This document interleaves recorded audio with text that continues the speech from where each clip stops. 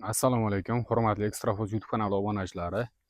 Biza Ohangaron tumani Yangihayot qishlog'iga Ekstrafoz 15 o'g'didan bergan edik, Makkajo'xori dalasiga. Makkajo'xori ma'lum bir sabablarga ko'ra, uzrli sabablarga ko'ra Makkajo'xoriga vaqtida suv ochilmagan, suvdan qolib ketgan Makkajo'xori. 15 kun suvdan qolib ketgan, vaqtli bosh chiqarib so'talab qolgan Makkajo'xori. Makkajo'xorining bo'yi past bo'lib qolgan. Umumiy hali yana boshqa faqat azotli o'g'it berilib yetishtirilayotgan joylarni ham ko'ramiz. Hamma joyi shunaqa.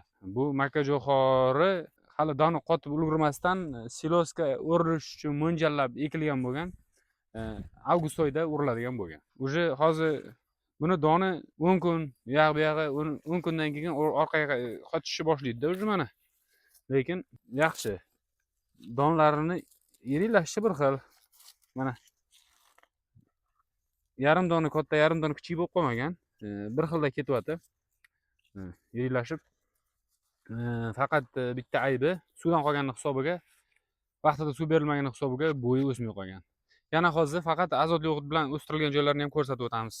Orienterimiz mana Kungaboqar, uning yonida Ekstrafoz o'g'iti berilgan joy. Mana bu yoq tarafi azotli o'g'it berilgan mana. Bari suv vaqtida bo'lmasa qiyin. Azotli o'g'it berilgan joyi ham o'sish kerak bo'lgan managa. O'smagan joyi ham bor, maydaroq bo'lib qolgan yeri. Buni endi azot bilan yoki boshqa narsa bilan bog'lamaymiz. O'ta ajri quyuq bo'lgan teyda buni. Qiynalib qolgan. Oz raqobatida qiynalib qolgan bu. Mana o't quyuqligini oqibati bu. O't quyuq. O'ta o't quyuqligi uchun mana o'smay qolgan. Lekin mana u ham past taraflari o'syapti uni ham. Past taraflari mana 50 metrdan past o'syapti. Vaqtida suv qo'yilmaganning hisobiga bo'yi past bo'lib qolgan. O'zi aslida don silos yo'nalishi bo'yicha ekilgan makkajo'xori bu. Mana Ekstrafoz o'g'iti berilgan joyi maksimal bo'yi baland bo'lgan joylari mana, maksimal. Odam bo'yidan sal o'tgan bo'yi, lekin qantarilgan hisobiga, qantarilib qolgan, ya'ni suvsiz qolib ketgan hisobiga so'talashi juda yomon emas. Yaxshi so'talagan.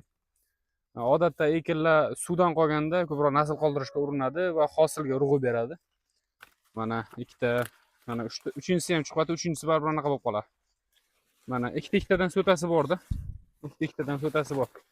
Bu polyada o'g'itdan ko'ra ko'proq suv ahamiyati bilinib qolgan. Suv vaqtida qo'yilmaganligi. Nega oddiy o'g'it berilgan yer ham, MPK o'g'iti berilgan yeri ham juda katta bir-biridan farq qilmoqda. Yaxshi yerlari bor, yomon yerlari bor. Silos uchun emas, endi menimcha donini yig'ishtirib olgan ma'qul bo'ladi. Yana o'zlari hisoblab ko'radi buni.